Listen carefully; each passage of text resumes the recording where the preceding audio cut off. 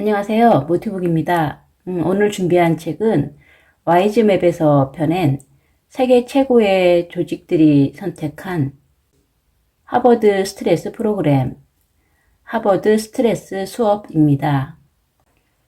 구글, 페이스북, 하버드, MIT, 보스턴, 레드삭스 등 세계 최고의 조직들이 선택한 하버드 스트레스 프로그램, 지금부터 시작해 보도록 하겠습니다. 스트레스와 불면증의 상관관계.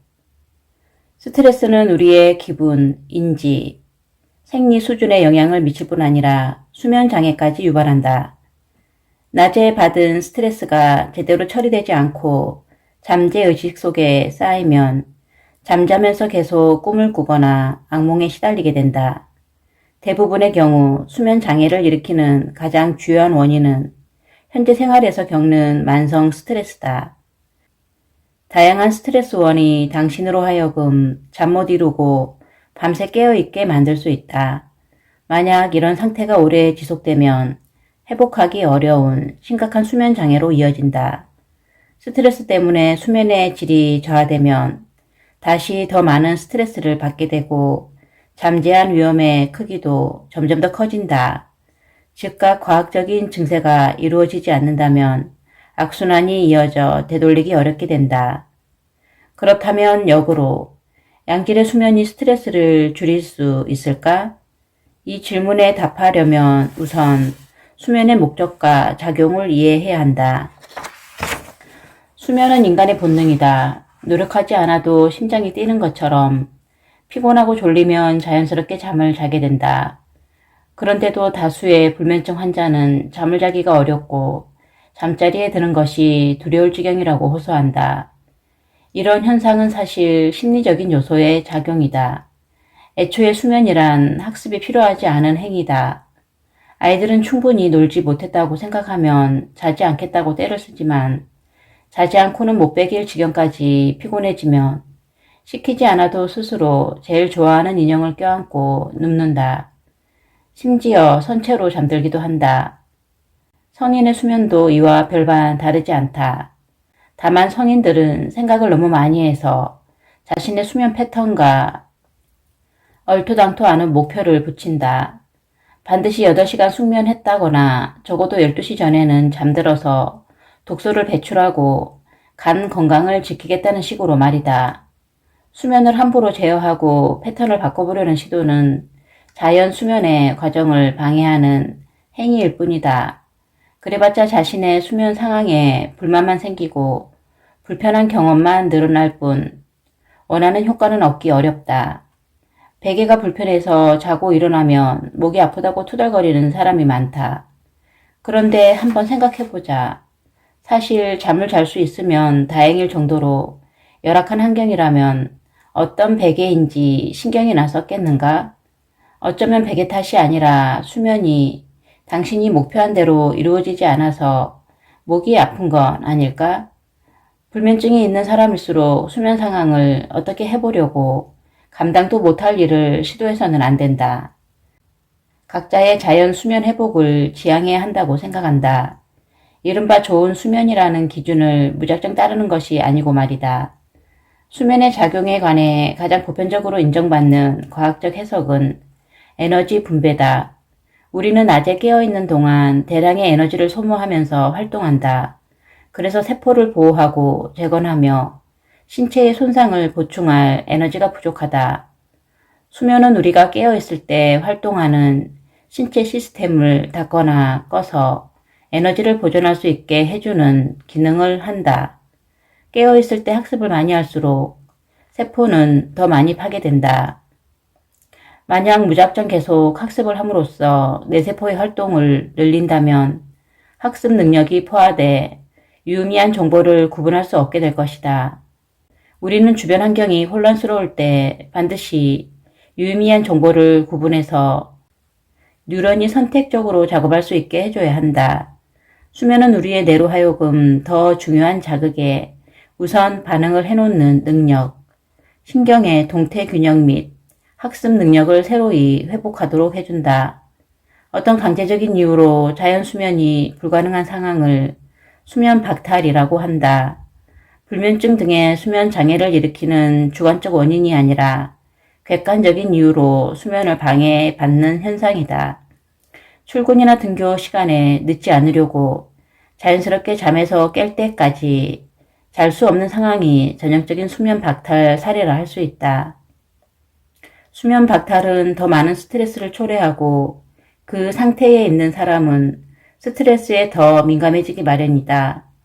수면의 질과 양은 스트레스 반응에 영향을 미친다. 자주 경험하는 스트레스 사건은 꿈의 내용과 꿈속에서 느끼는 감정에까지 영향을 준다. 만약 낮에 스트레스 사건이 있었다면 꿈속에서의 경험도 실제와 똑같이 사람을 괴롭힐 수 있다. 스트레스가 심한 사람은 놀람 반사가 증가해 잠에서 자주 깨기 때문에 수면의 질이 낮다. 또 꿈의 내용을 잘 기억하지 못하는데 스트레스가 꿈을 꾸는 단계인 렘 수면을 단축하기 때문이다. 수면에서 가장 중요한 단계라 할 수 있는 렘 수면은 전체 수면 과정의 후반부에 더 비중이 커지므로 대부분의 사람은 렘 수면 상태에서 잠에서 깨고 방금 꾸었던 꿈을 기억한다. 만약 수면 과정의 다른 단계에서 깨어나면 아예 꿈이 기억나지 않을 것이다. 수면은 스트레스 대응 과정에서 매우 중요한 역할을 한다. 잠을 충분히 자지 못하고 비자연적으로 깨어나는 일이 반복될 경우 스트레스를 받았을 때 순간적으로 치밀어 오르는 화를 제어하기 어렵게 된다. 잦은 수면 박탈은 아침에 짜증, 화, 우울감을 유발할 뿐 아니라 이후 큰 질환에 걸릴 가능성을 키운다. 수면 박탈은 신체의 여러 핵심 신경 구조에까지 영향을 미친다. 밤새 수면 박탈이 계속되면 다음날 전전두엽 영역에 혈액 공급이 줄어들어 복잡한 일을 제대로 해내기 어려워진다. 젊은 사람은 급성 수면 박탈 후에 악영향이 비교적 적고 나이 든 사람에 비해 만성 수면 박탈에도 쉽게 적응하는 편이다. 그래서인지 이런저런 이유로 자주 밤을 꼬박 새우면서 자신은 젊고 건강해서 끄떡없다고 장담한다. 하지만 이런 생활의 끝은 낙관적이지 않다. 단언컨대 만성 수면 박탈의 장기적인 악영향을 피하는 방법은 없다. 충분한 수면을 취하지 못한 사람은 스트레스 상황에서 감정 제어 기능이 제대로 작동하지 않아 격한 반응을 보이고 이성과 논리를 상실할 수 있다. 한 연구에서는 수면 박탈이 위험 행위에까지 영향을 미칠 수 있음이 밝혀졌다. 학생 4,000명을 대상으로 12개월 동안 수행된 연구에서 불면증이 흡연과 음주운전으로 이어질 수 있음이 증명된 것이다. 또 10에서 19세 청소년 2만 명을 대상으로 한 연구에서는 수면 장애가 부정적인 스트레스 사건과 결합하면 미래의 총기 사용 등 공격적 행위를 유발할 수 있다는 결과가 나왔다. 스트레스와 수면 박탈은 이처럼 때려야 뗄 수 없는 관계가 있으니 반드시 두 가지 모두 잘 다스려 일상생활에 부정적인 영향을 미치지 못하게 해야 한다. 어떻게 해야 할까? 가장 간단한 방법은 낮에 시간을 내 잠깐이라도 눈을 붙이는 것이다. 낮에 이 짧은 휴식은 수면 박탈과 연관된 신경 내분비 및 면역 호르몬을 감소시키는 데 탁월하다. 수면 장애가 생기면 대부분 어떻게 하면 밤에 더 푹 잘 수 있을까? 만 고민하지. 낮 동안에 무엇을 할 수 있을지 대해서는 잘 생각하지 않는다. 하지만 이미 여러 연구를 통해 밤새 수면을 박탈당했더라도 낮에 30분 정도 자고 일어나면 훨씬 몸이 개운하고 컨디션이 개선된다는 사실이 증명되었다. 또 수면 박탈이 발생한 후에 그만큼 밤에 회복 수면을 했더라도 다음날 잠깐 낮잠을 잔 사람과 면역제 염증 지표가 정상 수준으로 떨어졌다는 연구 결과도 있었다. 이는 수면 박탈을 겪었을 때 회복성 밤 수면만으로는 부족하며 반드시 낮에 짧은 휴식을 취할 필요가 있다는 것을 의미한다. 바꿔 말하자면 낮잠 등의 짧은 휴식은 해도 되고 안 해도 되는 일이 아니라 반드시 해야 하는 일이다. 물론 낮잠은 30분을 넘지 않아야 한다. 그 이상 자면 밤 수면에 영향을 줄 수 있고 불면증이 있는 사람에게는 더욱 그러하니 주의해야 한다. 노화는 모든 사람이 반드시 겪게 되는 과정이다. 과학기술이 아무리 발달해도 인간의 노화를 막거나 되돌리기는 불가능하다. 우리의 인지 기능은 나이가 들면서 점차 쇠퇴하고 집중력이 떨어진다. 나이와 함께 진행되는 인지 손상은 꽤 어려운 일을 수행하거나 하나의 일에서 다른 일로 전환하는 상황에서 더욱 두드러진다. 일반적으로 기억의 정도가 정상 범위를 벗어나면 인지 손상이라는 진단이 내려진다. 인지 능력이 손상된 사람은 대체로 건망증이 심해지고 판단력이 떨어져서 일상적인 활동에 방해를 받는다. 그중 일부는 알츠하이머 같은 치매 증상으로 이어지기도 한다.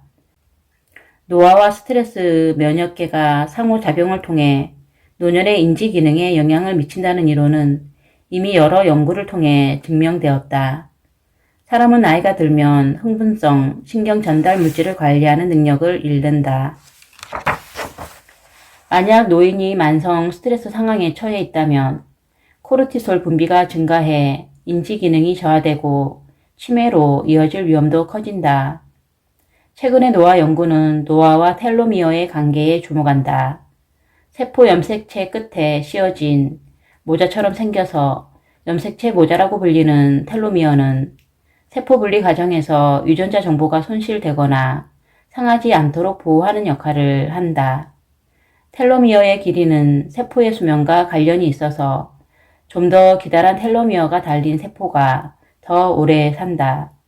텔로미어가 짧은 세포는 관상동맥경화증, 골다공증, 인체 면역 결핍 바이러스 감염 등 광범위한 질병과 관련이 깊다. 연구에 따르면 만성 스트레스에 시달리는 사람은 대체로 텔로미어가 짧다. 게다가 코르티솔이 텔로미어를 보호하는 성분인 텔로모레이스의 분비까지 억제해서 세포가 조기 노화하고 복제 이상을 일으켜 암을 비롯한 각종 질병에 걸릴 수 있다. 노화와 관련된 또 다른 반응으로 산화 스트레스가 있다. 스트레스는 세포 수준에서 대사를 과도하게 활성화해 산화 스트레스 환경을 만든다. 질병 민감성 연구에 따르면 만성 질환을 앓는 아이를 키우는 엄마는 산화 스트레스 수준이 매우 높은 것으로 나타났다. 특히 백혈구의 텔로미어가 짧아지는 확률이 스트레스가 없는 엄마보다 10배나 높았다. 즉, 큰 스트레스를 받을 경우 면역세포 노화 속도가 그만큼 빠르다는 이야기다.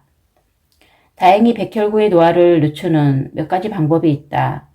마음 챙김 명상은 산화 스트레스를 줄이고 노화 반응을 완충하며 명상이나 요가 같은 심신요법 역시 약물의 도움 없이도 세포의 텔로미어를 연장하는 효과가 있다. 명상은 사람을 편안한 생리상태, 즉 스트레스 반응과 정반대 상태로 만들어준다. 명상 중에는 세포의 과도한 활동이 줄어든다.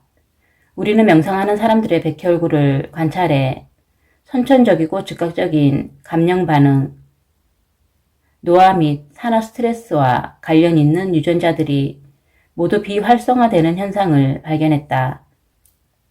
반대로 세포가 생산되는 데 필요한 에너지와 관련된 유전자들은 활성화되어서 산화 스트레스와 만성 감염 반응이 모두 줄어들고 백혈구의 유전자 발현이 더욱 건강한 형식으로 변했다.